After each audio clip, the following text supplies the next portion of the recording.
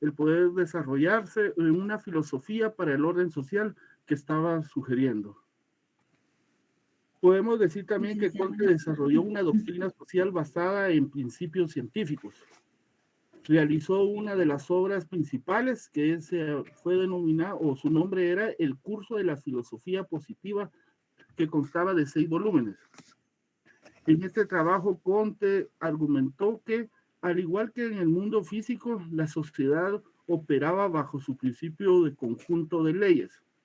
El trabajo y los muchos esfuerzos de Comte fomentaban el estudio de la sociedad y el desarrollo de la sociología. Para Comte, la creación de una sociología independiente estaba dirigida por la ley de la evolución del espíritu humano. Comte imaginaba esta sociología como una física de las costumbres o una física social que descubría las leyes de las asociaciones humanas y permitía formular una reforma práctica de la sociedad, regulando su destino ético y político. Comte entendía la sociología como la ciencia de los hechos humanos y estos se inscribían en la historia. Su trabajo fue ampliamente promulgado por intelectuales de Europa e influyó en el pensamiento de Carlos Marx, John Stuart y John Eliot. Comte murió de cáncer de estómago en París el 5 de septiembre de 1857. A continuación seguirá mi compañero.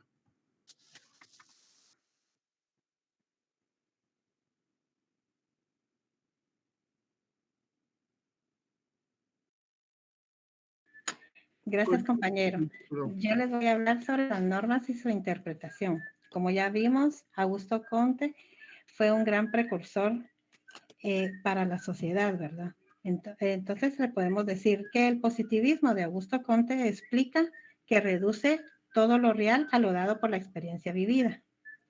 De acuerdo a la ley de los 3 estados, la humanidad ha tenido un largo caminar para adquirir su conocimiento. Podemos decir que ha pasado por 3 desarrollos mentales, que es del estado más simple al estado más positivo. Y cada estado de estos, en consecuencia, es consecuencia del anterior y causa del siguiente. La sociología como ciencia positiva es un aporte muy acertado de Augusto Comte, de la cual su meta fue el equilibrio de dicha sociedad, poniéndolo en práctica con el método científico. Como les decía, que los 3 estados, que la ley de los 3 estados fue la evolución de la humanidad, fue la mayor aportación de la sociología de Augusto Comte. Y esta es fundamental para el progreso de la sociedad junto a la cultura. Les voy a platicar un poco sobre las 3 etapas o estados de desarrollo de la humanidad. Comenzamos con el primero, estado teológico o ficticio. En este estado podemos decir que es el comienzo donde arranca el desarrollo de la inteligencia humana, según Comte. Explicación de todos los fenómenos sobrenaturales como los atributos que se le daban a un dios. Este mismo se divide en 3 subtemas. Fetichismo, que es donde las personas creían que los objetos inanimados tenían espíritu y vivían con ellos. Los adoraban como eran las piedras, los árboles, maderas e incluso las erupciones volcánicas. La segunda subetapa de este estado teológico podemos decir que es el politeísmo, donde se creía que todas las fuerzas de la naturaleza eran dominadas por dioses. Podemos decir que el dios del agua, el dios de la lluvia, el dios del fuego, a todos le atribuían que tenían un dios, a todas las fuerzas de la naturaleza. Y por último, es el desarrollado del monoteísmo. Aquí ya se cree en un solo Dios, en una sola divinidad como hasta nuestros tiempos. La segunda etapa o estado de desarrollo de la humanidad, podemos decir que es el estado metafísico o abstracto. Podemos decir, es una extensión del estado teológico, lo que ya hay un Dios personificado, que crea y controla el mundo. La tercera etapa o estado de desarrollo de la humanidad es el estado científico o positivo. Este estado científico positivo es la forma, el método o los pasos para la explicación de la ciencia, de la explicación científica, la cual, como ya sabemos, se basa en la observación, la experimentación y la comparación. Comte también propone y desarrolla un orden de las ciencias de acuerdo a la ley. Pone las matemáticas, la astronomía, la física, la biología y sociología, siendo la sociología la ciencia reina en la jerarquía de Comte, la más compleja con la que creía solucionar todos los males y problemas de la sociedad. Podemos hablar también sobre el aporte que hizo Augusto Comte a la sociología.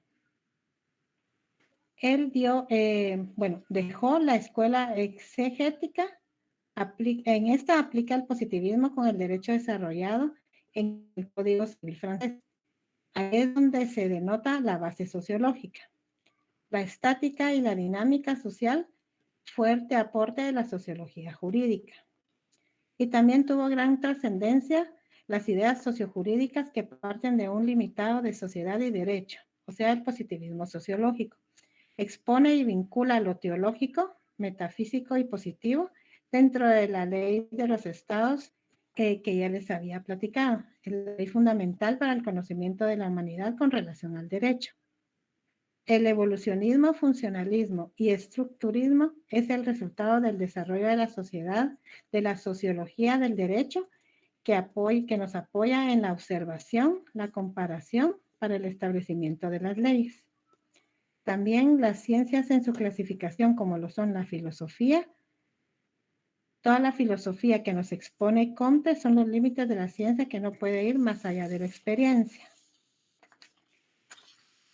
Las obras destacadas de Comte son las que nosotros pusimos, fueron 3. Curso de Filosofía Positiva de 1830 a 1842. Fue su principal obra, trata de exponer los avances de la ciencia en la mejora del conocimiento de la humanidad. La número 2, Discurso sobre el Espíritu Positivo, 1844. Esta obra fue la introducción a un tratado filosófico de astronomía popular, encierra lo esencial del pensamiento de Comte. Y la número 3, Sistema de Política Positiva, 1851 a 1854. También conocida como el Tratado de la Sociológica, el cual instituye o opone a la religión de la humanidad. Comprende la importancia de la organización jerárquica de las ciencias para su mejor apoyo a la sociedad. Muchas gracias. Los dejo con mi compañero Baltasar.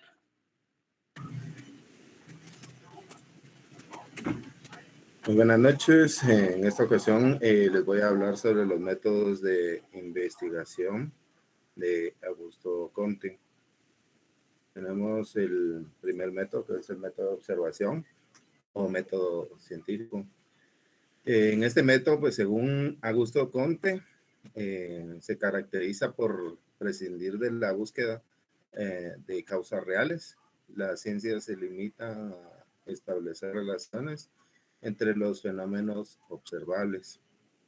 De ahí viene el calificativo de su filosofía como positivista, y puesto que prohíbe que la ciencia traspase el ámbito de los datos, de lo positivamente dado en la experiencia. Para el positivismo, como se vio al inicio, las leyes científicas no son más que relaciones invariables entre fenómenos, y su finalidad principal es facilitar el dominio humano de la naturaleza, permitiendo la previsión de los hechos futuros. La realidad puede explicarse sin necesidad de recurrir a ninguna entidad o principio trascendente. El siguiente método del cual les platico es el método de comparación. Finalmente, Comte señaló que para investigar los fenómenos naturales más complejos, podría ser los biológicos o los sociológicos, el mejor método era la comparación o analogía. Este venía ejemplificado en biología por la anatomía comparada y en sociología, por lo que posteriormente vino a conocerse como la antropología y sociología histórica. Tenemos el método de experimentación también. Esta solo es posible cuando el curso de fenómenos se puede alterar de manera definida y controlada. lo que en la opinión de Comte se podría hacer sistemáticamente en la física y en la química. Y como cuarto y último método tenemos el método positivo, en el cual, según Comte, el método positivo es la fuerza capaz de realizar la unidad espiritual entre los hombres. Para él, la felicidad de la sociedad depende tanto de un desarrollo general de la razón iluminada por las ciencias como del establecimiento de una ciencia positiva que estudia los hechos sociales. Pero como las ideas científicas no son la verdad común, es natural que surjan conflictos entre la sociedad debido a la diversidad de opiniones entre los hombres. Por eso, él afirmó la necesidad de reemplazar la educación teológica y metafísica por una educación exclusivamente positivista. Y planteó su imposición por la fuerza desde el Estado. Sin duda alguna, con esta metodología propia de la ciencia positiva no se llega a realidades trascendentes como Dios, la libertad o el espíritu, pero según él, pues no porque estas no tengan realidad o no sean objeto de conocimiento, sino porque el método científico, por su misma naturaleza, se limita a los aspectos observables de la realidad. La ciencia no tiene necesidad de considerar otras dimensiones para desarrollarse. En cambio, el científico como persona sí puede hacerse preguntas que están más allá de las posibilidades metodológicas de la ciencia en la que trabaja, pero lo hace en cuanto persona, no en virtud del método científico. Y es así como pues concluimos la presentación del grupo número 1. Esperamos que la presentación haya sido de su agrado y pues a todos que tengan una feliz noche. Muchísimas gracias, Corina, compañeros, les agradezco muchísimo. No sé si algún compañero tiene alguna duda al respecto, que puedan exteriorizar a los compañeros del grupo número 1.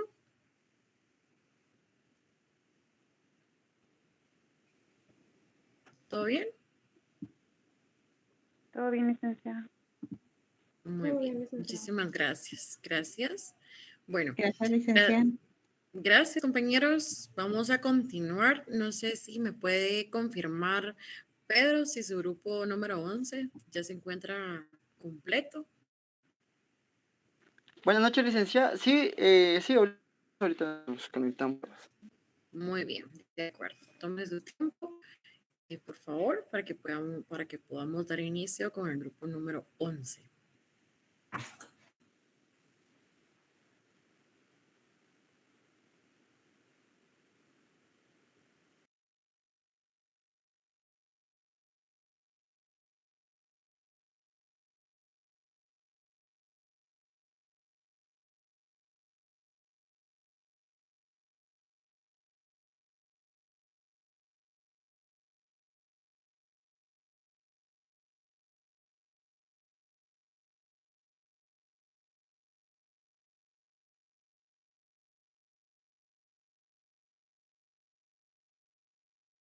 Muy bien.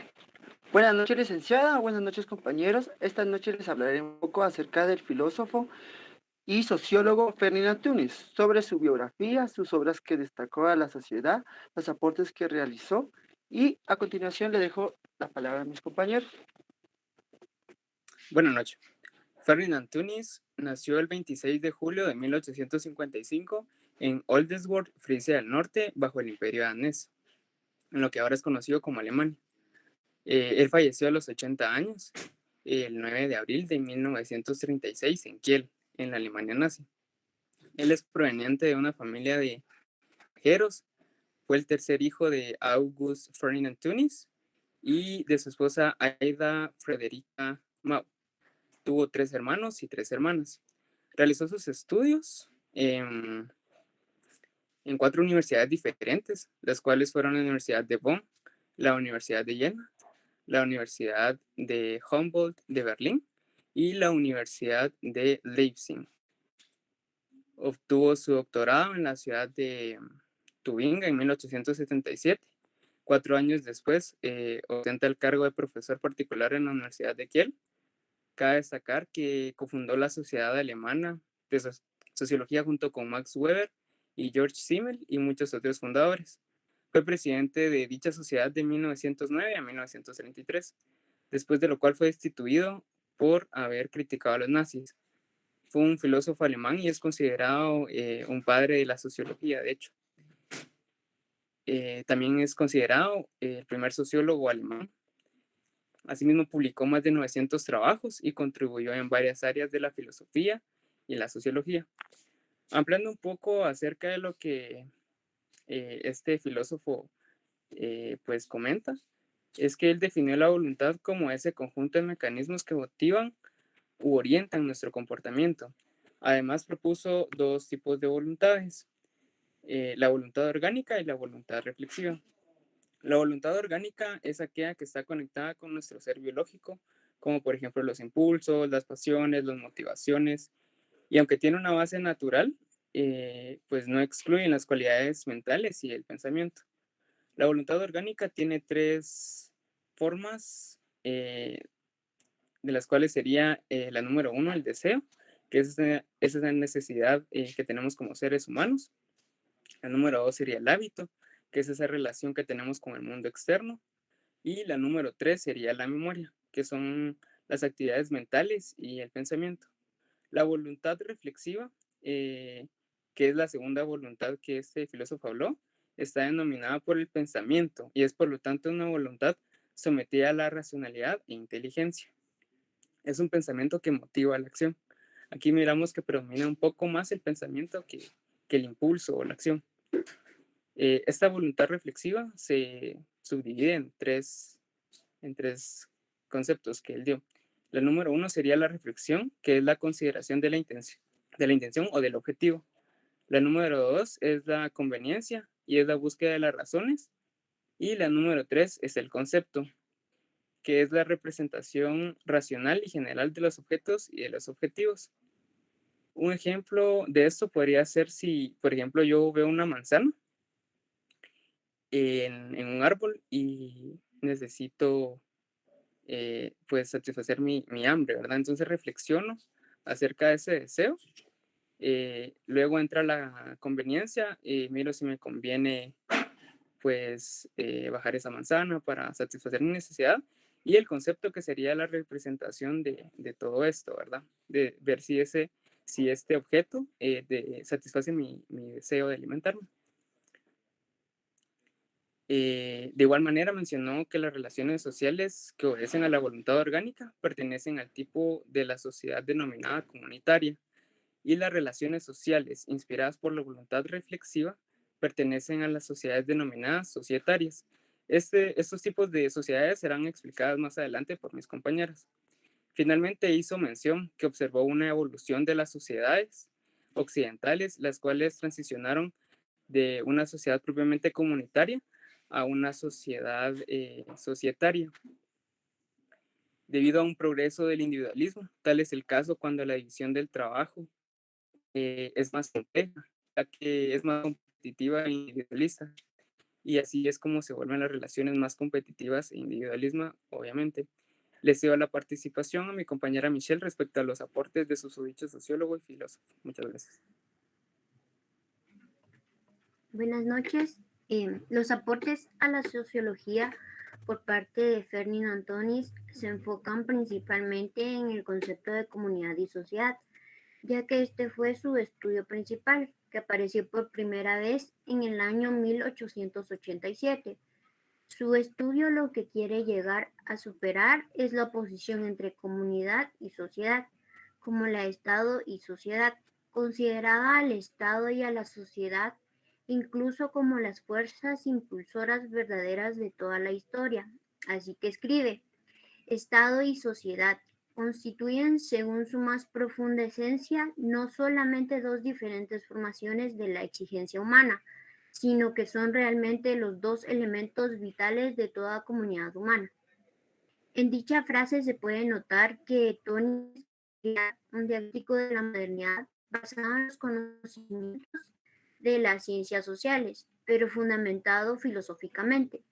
Para ello sirven los conceptos puros de comunidad y sociedad que caracterizan a épocas completas, una época de vida familiar y de la armonía de la vida en un pueblo y las costumbres de la vida en la gran ciudad, de la religión, por un lado, y una época de la vida en grandes metrópolis y de la convención de la vida nacional y política. Su doctrina afirma que todas las relaciones sociales son creaciones de voluntad humana, bien sea esencial o tendencia innata, propia de campesinos, mujeres jóvenes o arbitraria que produce una conducta destinada a fines propia de empresarios o científicos. Para Tonies, la sociedad se forma al relacionarse dos personas, pudiendo llegar a formar un círculo cuando superan ese número o un colectivo cuando los individuos forman una unidad natural o psíquica, alcanzando el grado máximo de corporación, cuando hay organización que designa funciones específicas a personas determinadas. De aquí la famosa distinción entre Yemen Chaf, que significa comunidad, y Yesel Chaf, que significa sociedad. Le cedo la palabra a mi compañera Carla. Buenas noches a todos. Entre sus más de 900 trabajos se destacan las siguientes obras: Vida y enseñanza de Hobbes, Teodoro Tormenta, El espíritu de los tiempos modernos, Thomas Hobbes, El hombre y el pensador, Estudios sociológicos y crítica, Reforma de la justicia penal, La costumbre, entre otras. Pero la más importante y la que lo hizo famoso fue su obra denominada Comunidad y Sociedad. Publicó su obra en 1887 en pleno cambio social a causa de la Revolución Industrial. Por su distinción entre los conceptos de comunidad y sociedad que dan diferentes tipos de relaciones sociales. Comunidad es lo antiguo y social es lo nuevo. Comunidad es la vida en común, duradera y auténtica. Sociedad es una vida en común, pasajera y aparente. Coincide el que la comunidad deba ser entendida a modo de organismo vivo y sociedad como agregado y artefacto mecánico. Tonies intenta mostrar que la comunidad es un modo deficiente de sociedad, no es un modo deficiente de sociedad, sino una forma cultural por propio derecho. Y no solo esto, a él la comunidad le parece incluso superior a la sociedad. Le cedo la palabra a mi compañera Kimber.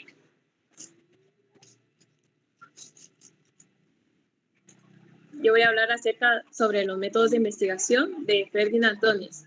Tönnies usó el contractualismo de Hobbes para concebir una concepción propia de la sociedad moderna y sus deficiencias hizo suya la noción de Estado, de naturaleza. En lugar de una estructura vacía o una mera suposición para llevar a cabo un experimento mental, esta noción debe ser reconocida como una entidad social definida por un modelo deliberado que Tönnies llamó Wesenheit, que significa voluntad esencial, distinguiéndola en contraste como Walpurg arbitrio, que más tarde renombró como Kurzweil, que significa albedrío, dominante en la sociedad moderna. Tönnies se preocupó de estudiar los lazos comunitarios que unen a las minorías étnicas, aspecto olvidado por los estudios de cohesión social de índole positivista y marxista. Su más importante contribución a la sociología fue su análisis y descripción de dos tipos básicos de organización social. La organización social natural, que sería el organicismo de la que hablaba Aristóteles, partiendo de la sociabilidad del hombre, que sería la comunidad, y la organización social, que sería artificial, mecanicismo o contractual, de la que habló Hobbes, que sería la sociedad, partiendo también de la insociabilidad del hombre y de la necesidad de un acuerdo de paz. Planteamientos que forman el tema central de su vida científica y que son tratados en su libro Comunidad y Sociedad. La contribución de Tönnies a la sociedad, a la sociología formal, siendo esencialmente conceptual o epistemológica, reconoció 3 niveles de sociología, desde el más concreto hacia el más abstracto: la sociografía, recopilación de datos y métodos de estudios de campo; el estudio empírico de problemas particulares; y el análisis teórico, la construcción y clarificación de teorías y conceptualización de estas teorías desde un ángulo actual.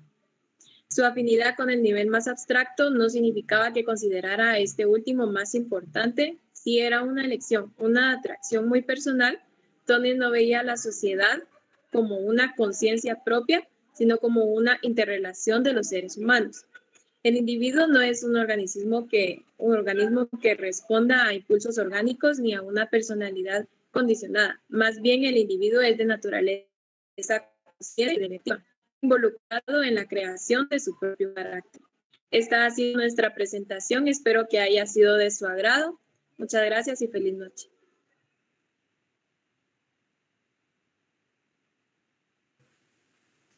Muchísimas gracias, Pedro, compañeros. La verdad es que se ve el esfuerzo tanto de ustedes como del grupo que ya pasó.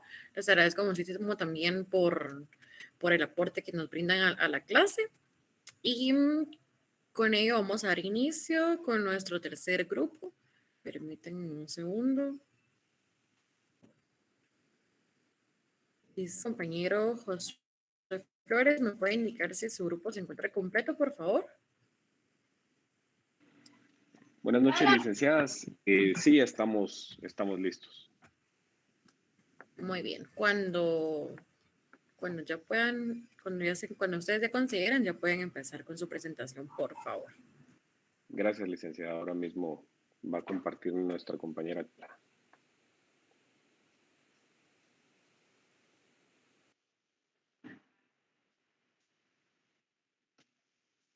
Grupo número 2, el que le toca, a que le corresponde exponer para el compañero que está preguntando por el chat.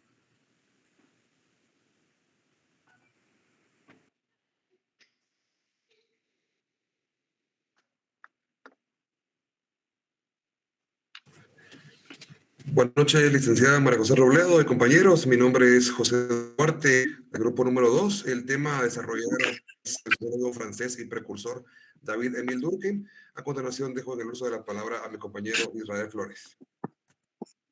Muchísimas gracias, compañero. Buenas noches, licenciada. Buenas noches a todos. Esta noche vamos a hablar de David Émile Durkheim. Él nació el 15 de abril de 1858 en Epinal.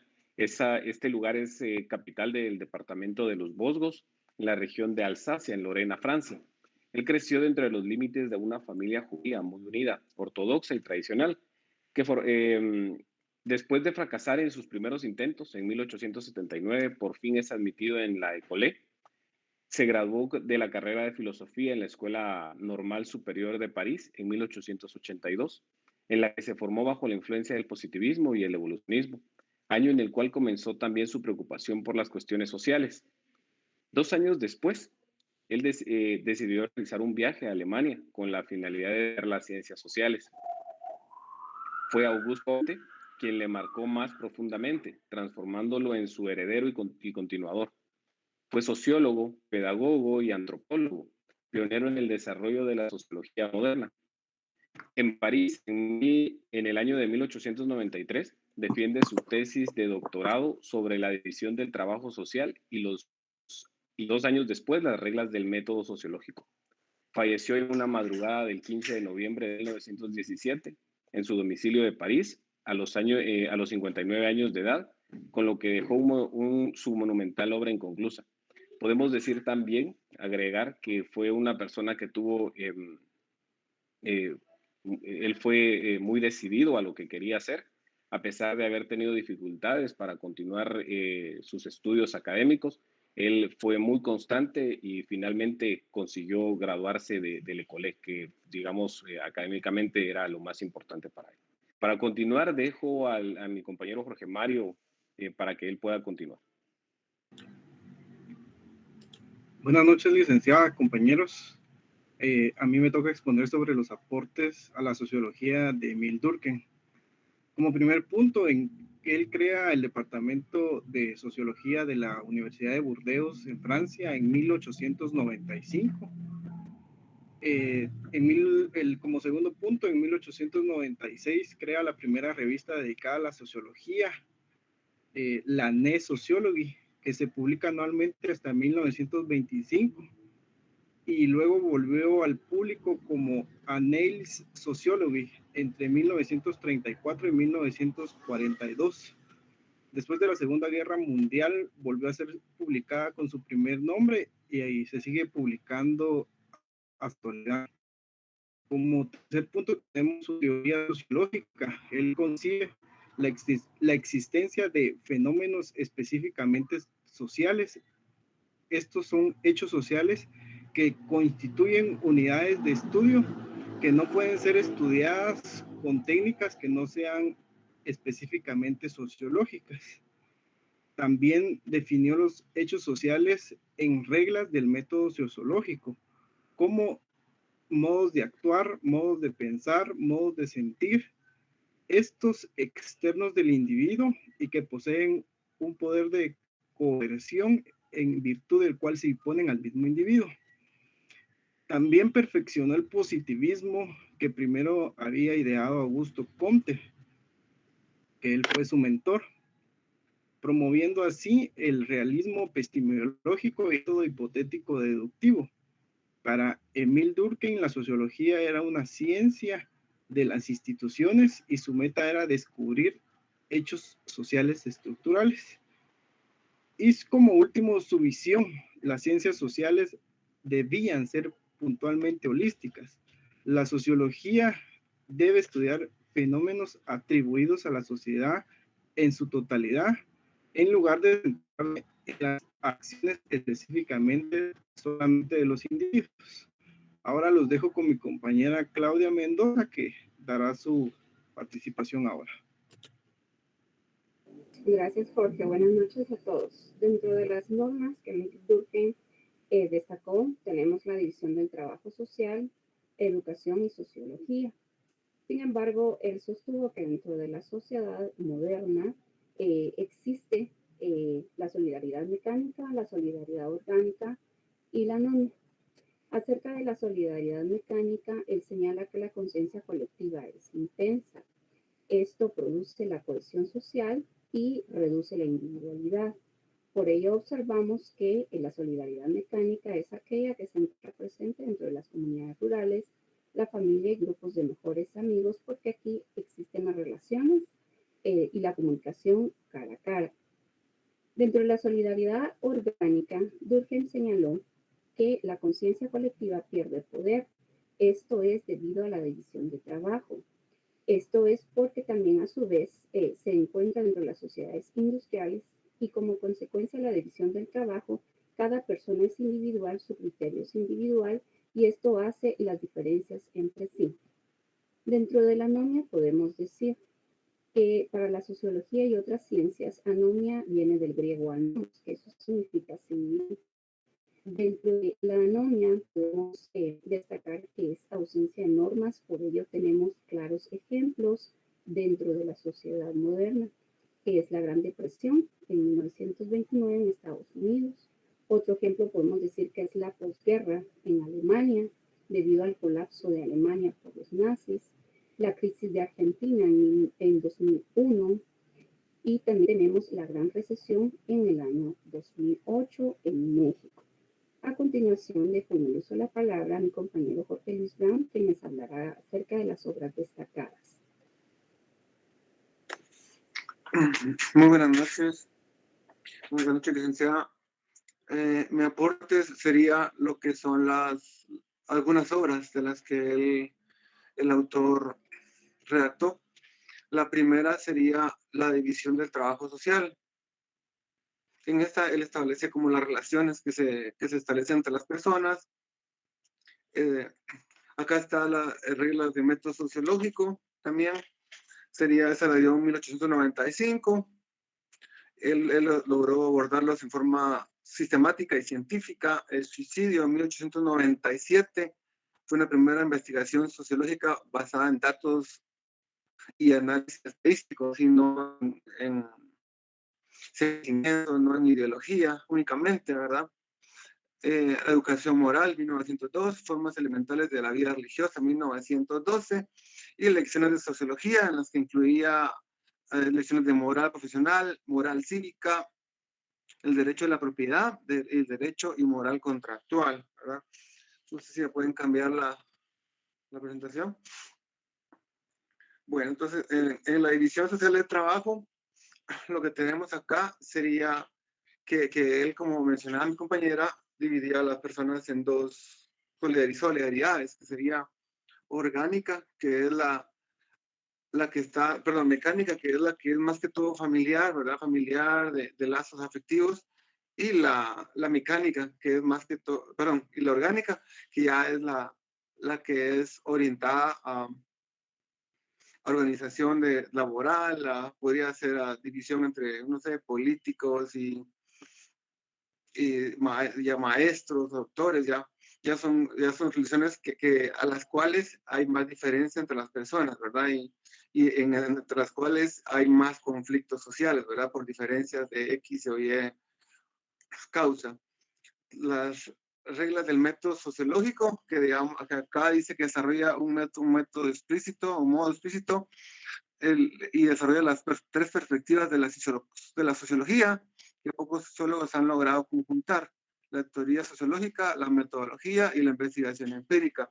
Sociología es el estudio de los grupos sociales, estudiar por qué actúan, cómo actúan, por qué reaccionan de la forma que reaccionan, o sea, entender por qué hacen las cosas, ¿verdad? Y qué los afecta, qué no los afecta, por qué deciden lo que deciden y por qué lo deciden como lo decían. Pero él también lo que hizo fue que hizo métodos para que fuera algo que se pudiera repetir, que fuera acercado científico, y también lo hizo empírico, que por ser un método y por ser algo científico, según el propósito de él, se podía replicar para poder corregirlo de ser necesario, ¿verdad? Entonces, él, por este motivo, él descartó, a pesar de que él estaba muy de acuerdo con lo social, él está preocupado por la sociedad y por la diferencia social.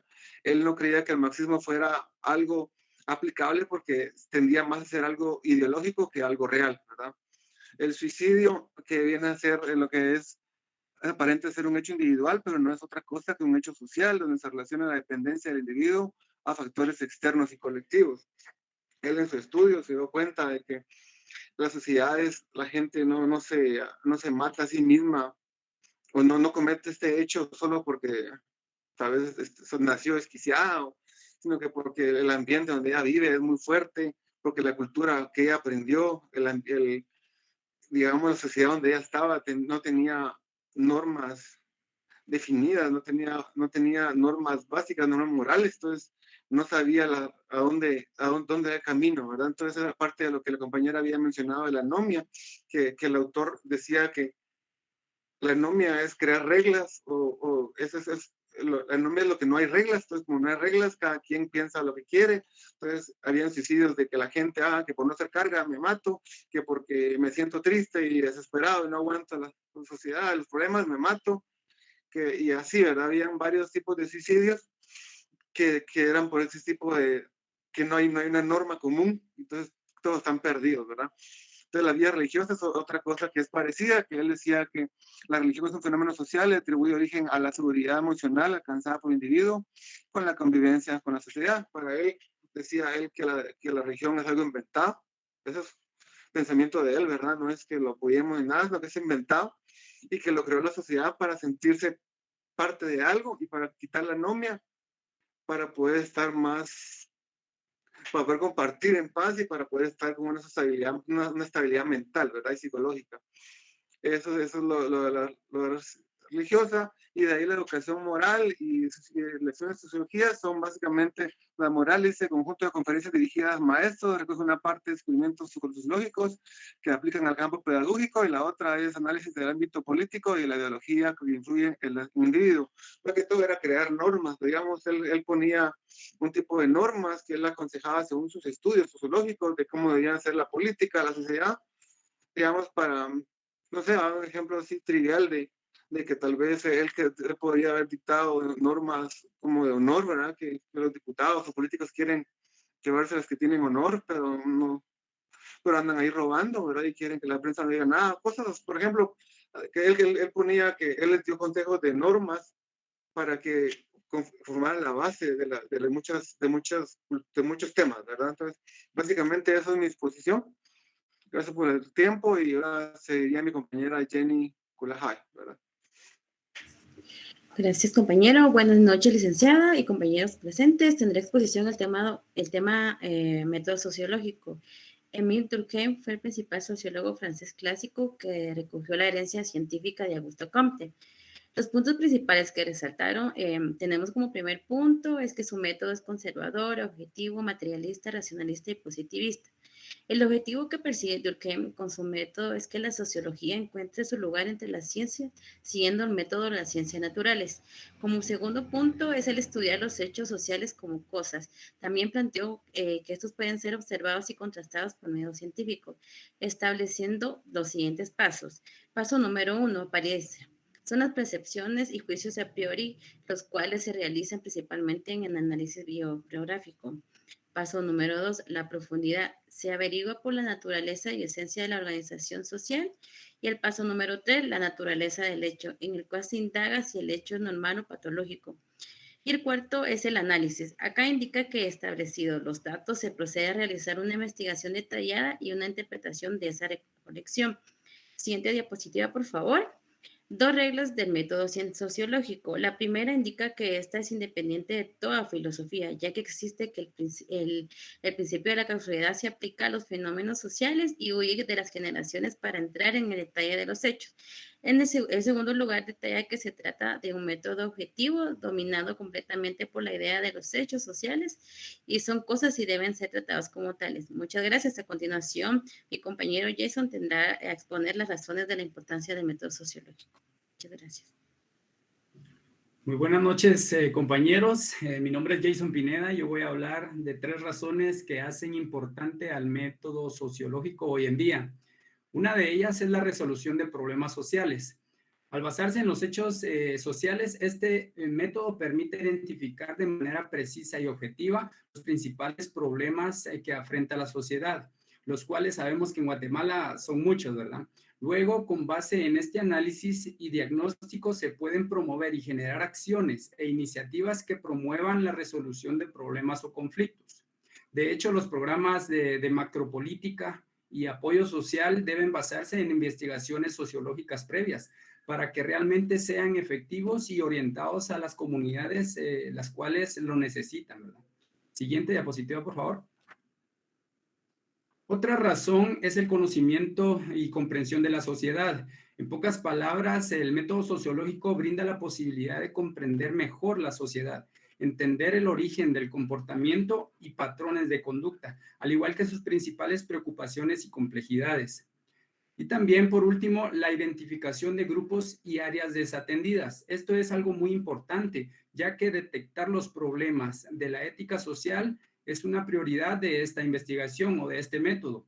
Y uno de los mayores dilemas históricos que sigue presente en la actualidad es la desatención de determinados grupos y comunidades, lo cual ocasiona que sean mucho más vulnerables y puedan ser afectados por algún problema social.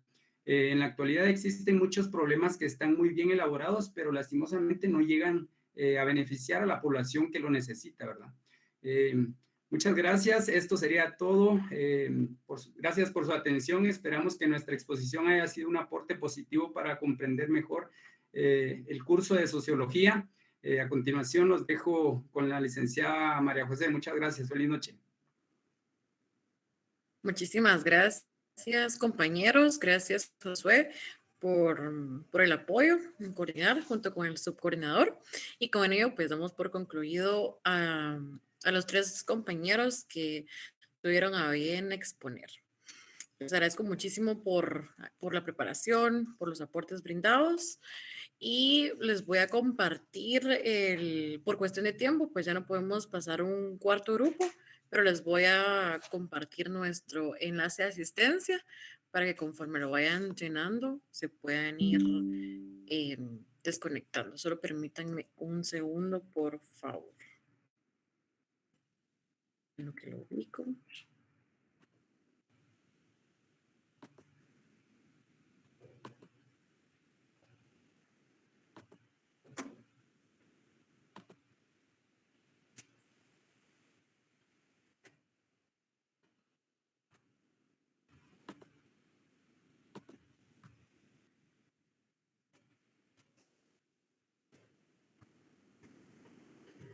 pueden confirmar si lo pueden abrir correctamente, por favor? Sí, licenciada. Sí, licenciada. Muy bien. Sí, Entonces, licenciada. conforme lo vayan, de acuerdo, conforme